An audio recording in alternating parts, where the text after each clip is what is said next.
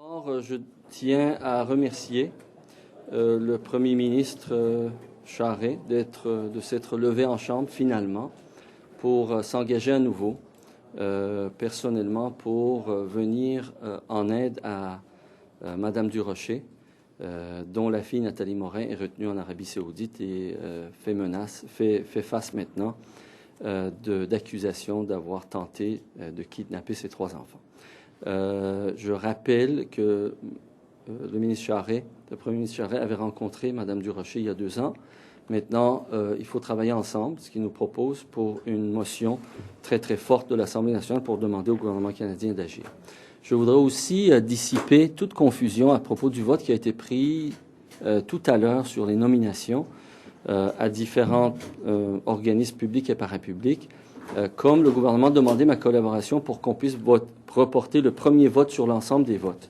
Et il y avait une de ces nominations qui était un report de nomination. Il s'agit de Mme Godin. Un renouvellement, exact. Un renouvellement de nomination pour Mme Godin qui, pour nous, posait problème. J'ai préféré m'abstenir pour alléger le travail de l'Assemblée nationale, mais mon intention, ce n'était pas de m'abstenir pour la nomination de la première, exact, de Mme Saint-Germain à la... Ben oui, parce que c'était pour une procédure parlementaire pour permettre d'alléger le travail du Parlement, parce que je voulais m'abstenir dans le cadre d'une de ces nominations. Et comme on voulait faire ça en paquet... Pourquoi c'était problématique, le renouvellement de... J'en ai parlé d'ailleurs avec ma collègue en Chambre, ma collègue Sylvie Roy, après ce qu'on a connu lors de la commission Bastarache, après la découverte du processus post-it, lorsqu'on lit le parcours, le CV de Mme Godin, on s'aperçoit que c'est une nomination complètement, totalement partisane. C'est un parcours d'attaché politique, de personnel politique du Parti libéral.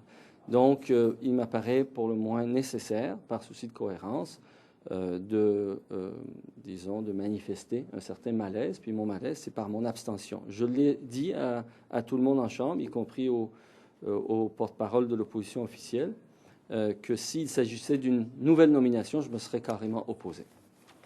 Est-ce que vous avez quelque chose à dire en particulier sur elle? Je comprends qu'elle a un passé dans les instances du Parti libéral, mais est-ce que cela en soi la disqualifie ou est-ce que vous connaissez quelque chose sur elle qui la disqualifie? Non, pas du tout. Tout le monde me dit qu'elle fait un bon travail. Avec le Parti libéral, c'est pas correct? Il faut mettre fin à cette culture politique de nomination partisane, surtout dans des positions aussi sensibles que la Commission d'accès à l'information. Rappelez-vous la question qui était posée par ma collègue Sylvie Roy aujourd'hui même. Le gouvernement, le ministre de la Justice, lui remet un document tronqué. En fait, par omission, le ministre de la Justice lui ment. Qui autorise ce genre de traficotage? Je ne le sais pas. J'espère que ce n'est pas la Commission d'accès à l'information qui a décidé de ce tronquage.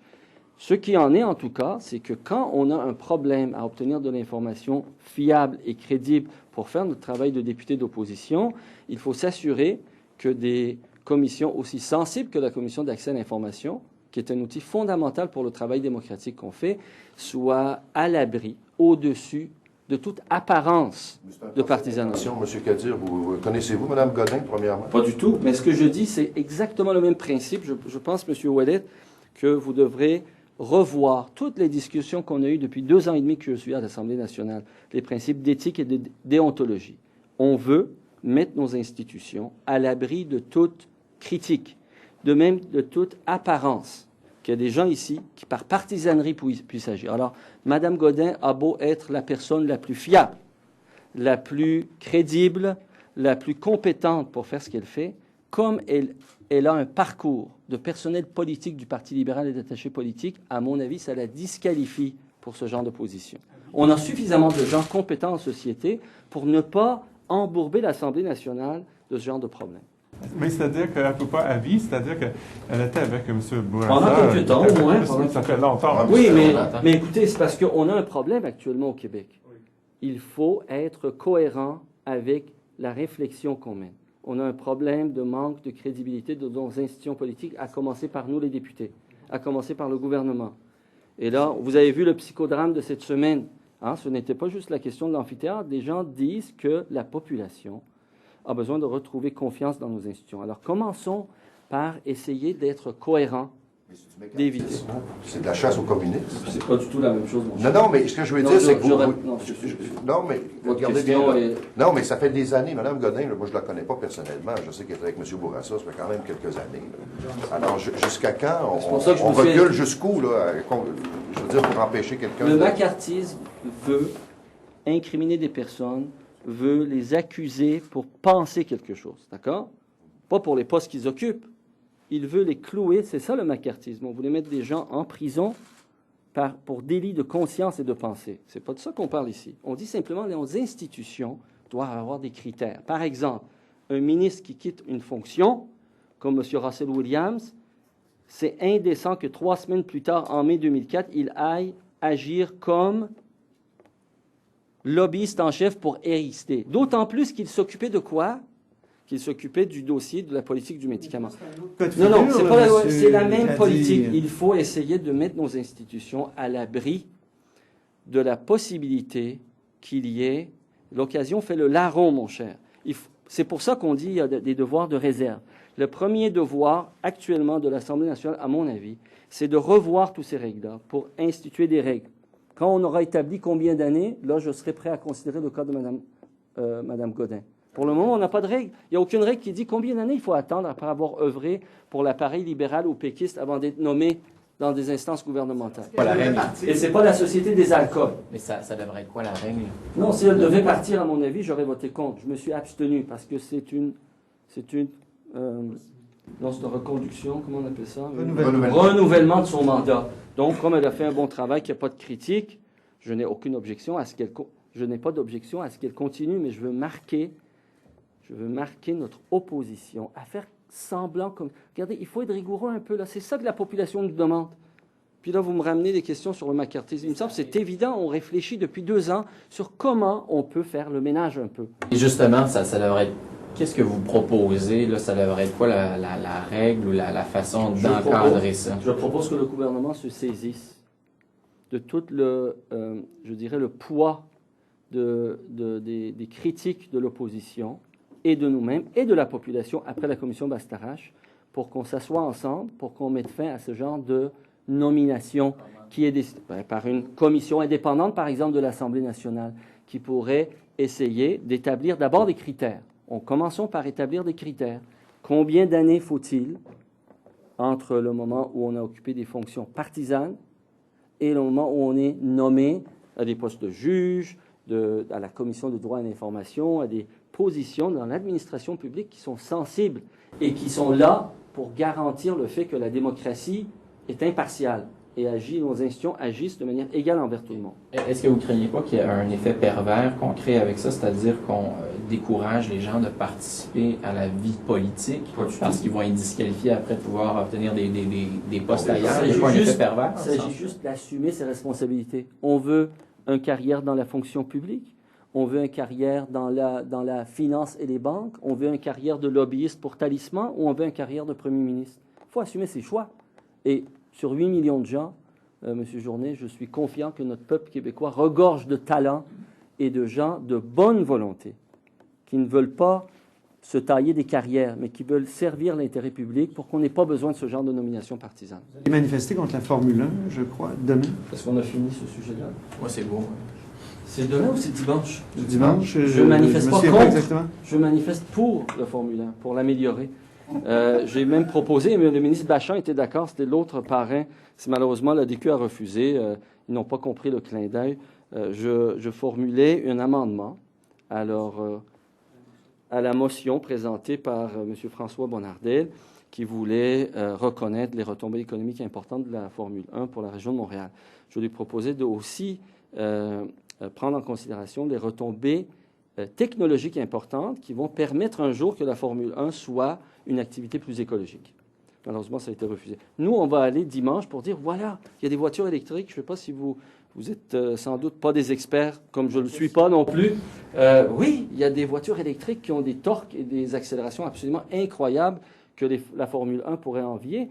Et donc, il faut être ouvert à ça. Je comprends qu'il y a des gens qui sont habitués, depuis ça, c'est un vieux modèle, hein, depuis les années 20, 30. Quand est-ce que ça a commencé le Formule 1, je pense, si je me rappelle bien, mes trucs de Bob Moran, ça fait longtemps. Dans les années 40, je pense. Non, mais les courses automobiles, c'était bien. Oh oui, ça D'accord? commence au début du siècle. Alors, il y a des gens qui sont habitués au room-room. C'est des gens qui sont restés dans le 20e siècle. Mais au 21e siècle, on peut évoluer. Le bruit est important, le bruit des moteurs. Oui, hein, vous aimez ça? Ben, pas particulièrement, mais je sais qu'il y a bien des fans qui aiment beaucoup ça. Ben oui, mais sur les voitures électriques, vous savez qu'on peut simuler ça. On peut être des room-room sans polluer l'atmosphère. Avez-vous quelque chose contre ça? Mais c'est des gens, vous allez manifester avec des gens qui militent pour une décroissance.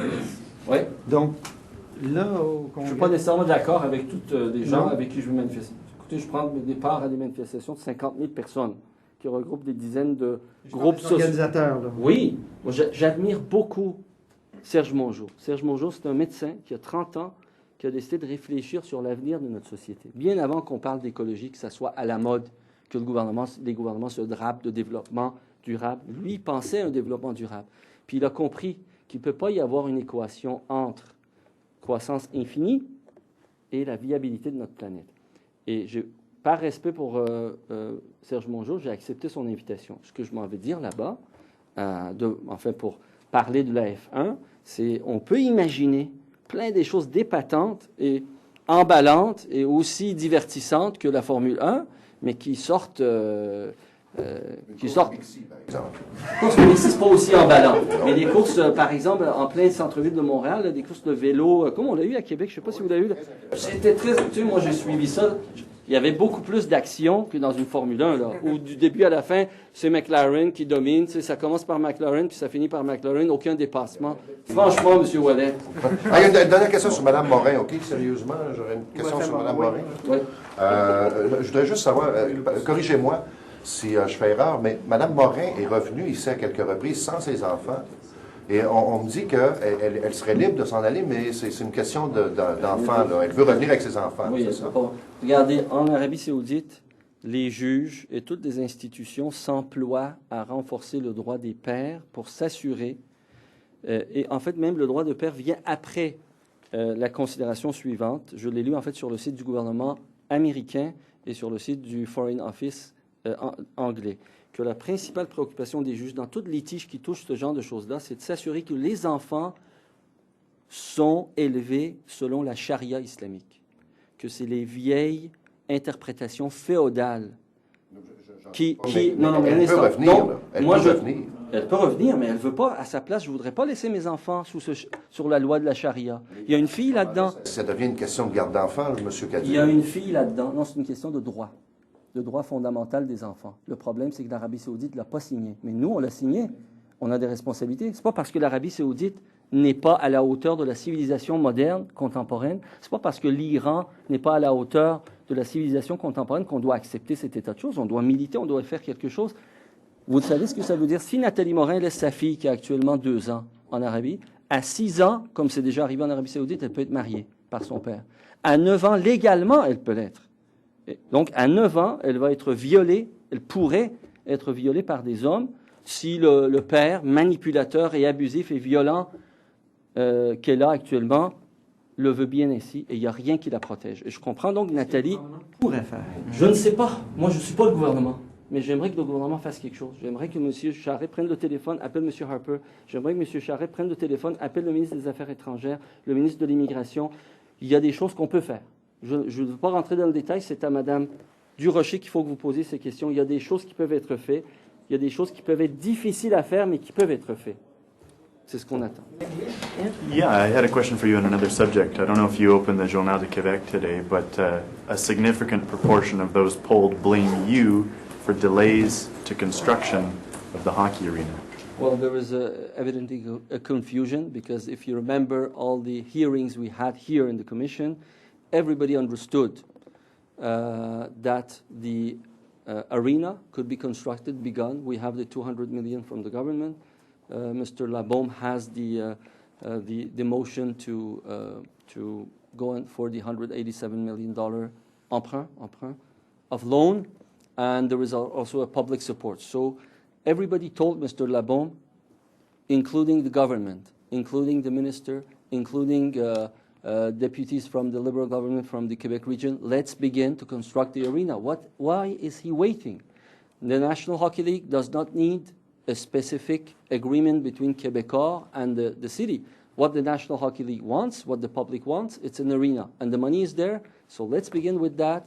And I'm sure Mr. Labaume is a combative mayor, and now that he realizes that he has to, come up with a solution, he will begin the construction. Why do you think people are confused about Because such there is confusion entertained by some allegations, by some radios, I don't know. There is some confusion. I'm repeating here. Go and look the hearings, okay? My colleague, Eric Kerr, asked the question to the Mayor Labaume. Is there anything, any proof that you can offer us that you cannot begin the construction of the arena because we're discussing about all that? He had nothing to say. He just told him, come to my office, I will explain you why. We want to have proofs. Why couldn't he build the arena? I think he could do it. I encourage him to do it and ask him to do things in order. Construct the arena, get a good deal that could be presented to the public and satisfying. Get a deal that is complying to the laws like everybody, and we're going to support you. Does it? Yeah, go ahead. Is this on the same subject? No. Okay, other subject. Tim, your turn. It's my turn already? I just got here. Why is it? Because. Okay. Okay, fine. Is there room on the Quebec political landscape for another party? And I'm talking about François Legault. So it's another subject, okay? Is there any room for another party in Quebec? Well, democratically, there is always room for any party. Pragmatically, I don't know. Of course, with the difficulties that the Liberal Party has, the loss of confidence of the population, which is well grounded. I think a lot of people, even those who say that they're going to vote again for the Liberals, do it with a lot of problems with the Liberal Party. It's actually leadership. So maybe, yeah, there is a need where the Liberal Party is located now, and Mr. Legault seems to be the right guy. He says he's not sovereignist anymore, and he says he wants to save the economy of Quebec. It resembles to my ear very close to the Liberal Party. So there is a place for a party that will replace little by little the Liberal Party of Quebec, which is in demise like the Liberal Party of Canada. Why do you feel that there's a need to protest the F1? Well, we don't protest the F1. We want to improve it. F1 is a very anti-ecologic, event, but it has good aspects to it. It's, very entertaining. Now we want to point out that one of the objectives of the F1 has always been technological improvements. Okay, and actually the minister accepted my modification to a motion that was passed today. Unfortunately, the ADQ didn't do. The modification told that we should emphasize the technological improvements that maybe will bring the F1 someday to be more ecological, maybe even all electrical. Remember Tesla, okay, the new car, all electric car. Some electric cars, if well constructed, can have accelerations much more impressive than the usual ones. I don't know. I'm just on a light note, pointing to the fact that we should think all our activities again. If we want to have the right turn in our economy to make it more acceptable to the population, we have to have a global vision. Okay, think globally and then act locally on our activities like F1. Let's try to improve it. Find a ways to entertain ourselves without polluting the planet. Monsieur Kadir, vous appelez Monsieur Ahmad. Yes, my dear.